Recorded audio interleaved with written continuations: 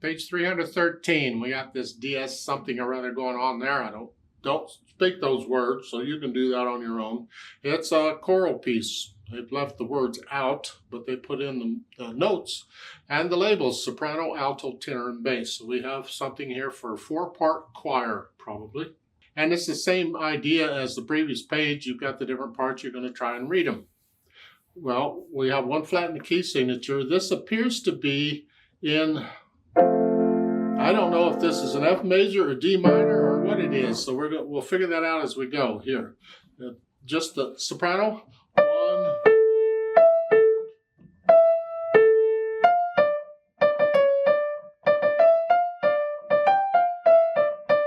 That sounds minor to me, because you're using a harmonic minor with C sharps. So it'll be in D minor, okay. And then the alto is just, well, this is fun.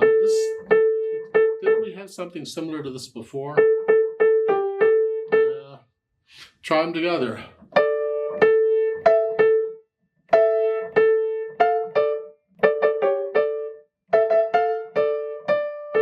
Got different rhythm there, measure 6. Then the tenor, remember, it goes down an octave, so it's here. Okay.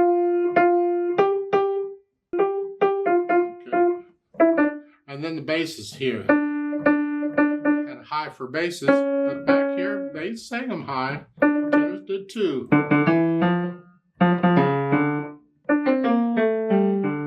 I like to hear the soprano and the bass, the top and the bottom. The bass holds it up. The soprano's usually the melody.